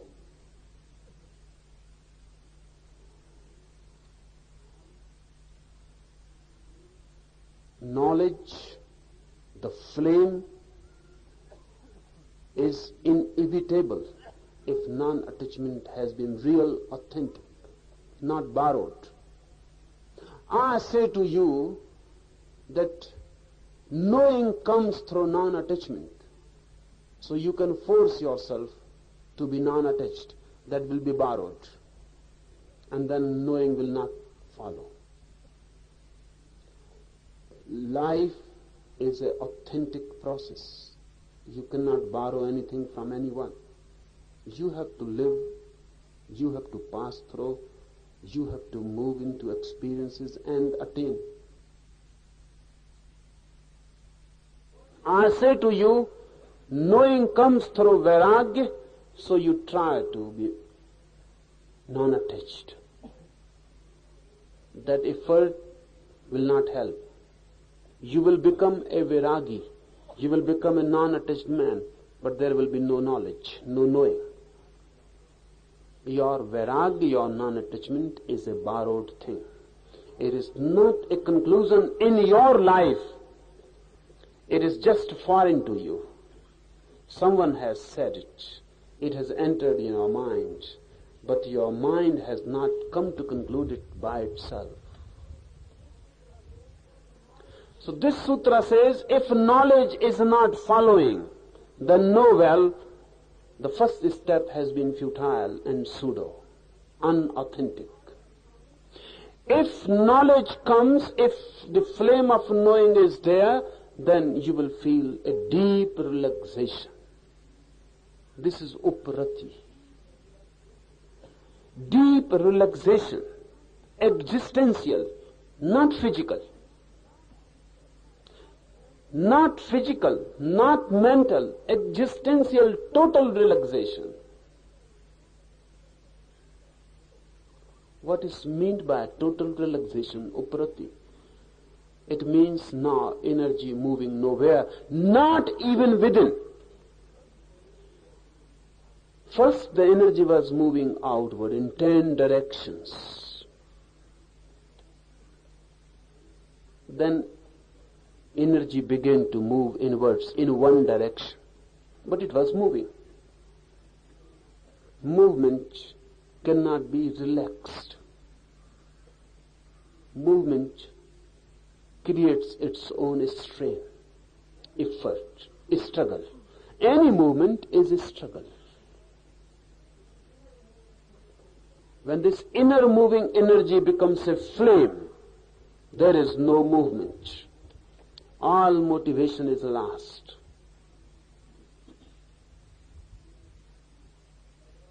Energy is, for the first time, not moving, just is. You are going nowhere. First 10 directions became futile, now the 11th also has become futile. You are neither moving out nor in. You are not moving at all. This is total relaxation. This is uprati. Your existence has become relaxed. For the first time you are simply existence, nothing more. Simple existence, innocent existence. If uprati, this total relaxation, is not being followed by knowing, then know well that knowing was pseudo, false. Then you must have deceived yourself. You must have quoted scriptures. You must have borrowed knowledge. And you must have deceived yourself that this is your knowledge. We go on deceiving. Pandits are the great deceivers. But by repetition, continuously reading, they begin to feel that they know. They have not known, but they begin to feel that they know. This is the auto-hypnosis. If you go on reading Gita, Bible, Quran, go on for lives together, that constant repetition creates an auto-hypnosis. You begin to feel that you know. Really, you know too much. So it is bound, this deception, this feeling that you know. You know everything. Really, if a Jesus is there to compete with you in an examination, he cannot compete. If Krishna himself is there to compete with a Pandit, he is bound to be a failure. Because a Krishna cannot repeat the Gita same again. Impossible. Only a Pandit can repeat it exactly as it is. For a Krishna, repetition is impossible. If he is going to say something, it will become another Gita, but the same Gita can never be repeated. He cannot remember what he said in Kurukshetra to Arjuna. But a Pandit can repeat. Knowing is not repetitive, knowledge is repetitive. Knowledge is mechanical repetition. Knowing is existential experiencing. So if your knowledge is not knowing, but just knowledge, information, then uprati, total relaxation will not follow. So, if total relaxation is there, if you find a person of knowing, he will be totally relaxed, like a child. Totally. Even a child is not totally relaxed. Like a flower. But even a flower is not totally relaxed, because flower is moving. The energy is moving. A child is moving. Total relaxation is incomparable, unique. You cannot find any comparison. And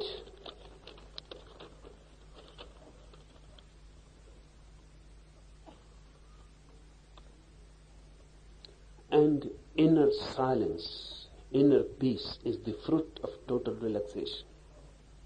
Inner silence, Santi, inner peace is the fruit of total relaxation. One who is totally relaxed becomes silent. Nothing happens in him now. There is no happening, because every happening is noisy. Every happening has its own noise. There is no experience now inside, because every experience disturbs silence. The man of total relaxation is absolutely silent. Now nothing happens in him. He is. Simply, he is. No experiences. Now, no experiences. Remember this. You will not be having visions, because visions are a disturbance. You will not see light. You will not hear some sound. You will not be taking an interview with the God. No experience. Silence means no experience now. Everything has fallen. You have become just existence. No knower, no known, no experiencer, no experience. This is what is meant by silence. If silence doesn't follow total relaxation, uprati, then know well that relaxation must have been a deception. It was not total. It may have been physical relaxation. It may have been psychological relaxation, but it was not total. The relaxation was not spontaneous. You must have forced it. We can force even relaxation. We can go on forcing things upon ourselves. We can force silence. You can sit like a Buddha. like a Buddha statue with closed eyes, just like a stone. But you remain the same stupid man inside. It makes no difference. Forced stupidity cannot go. You cannot force it out. Because who will force it out? The same stupid mind. Forcing itself, it becomes a vicious circle. So you can find many stupid minds, particularly in India. You can find them sitting like Buddhas.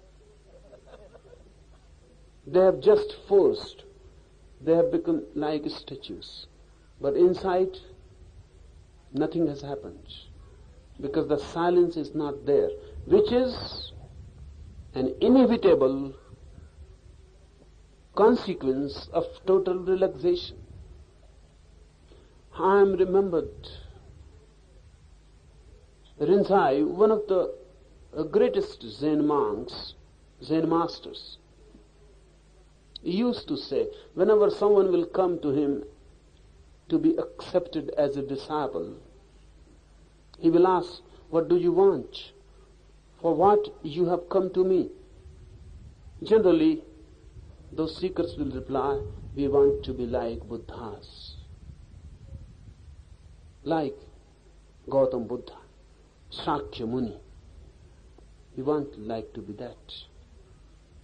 So he will say, go away immediately, because we have 1,000 stone Buddhas in our temple and we need no more. Go away immediately, don't come again. The house, this temple is already too much crowded by the Buddhas, 1,000. Rinzai lived in a temple where there were 1,000 stone Buddhas. So he will say, go away, no place. It is already crowded. And he was a lover of Buddha. And he revered Buddha like anything. But he said, just by sitting like a Buddha, you will not become a Buddha. You can force yourself, but the spontaneous flame will not come that way. So try to be yourself, don't try to be a Buddha. Really, you can try to be a Buddha, but how can you try to be yourself? Leave all effort, leave all trying to be someone else. Then you will be yourself. And that being yourself is relaxation. If you want to be a Buddha or a Jesus or a Krishna, you can never attain relaxation. The very effort to be someone else is strain, tension, anguish, conflict. So if silence doesn't follow, then know well, your relaxation has been forced. To shun the objects of enjoyment is the highest contentment. And the bliss of self is itself incomparable.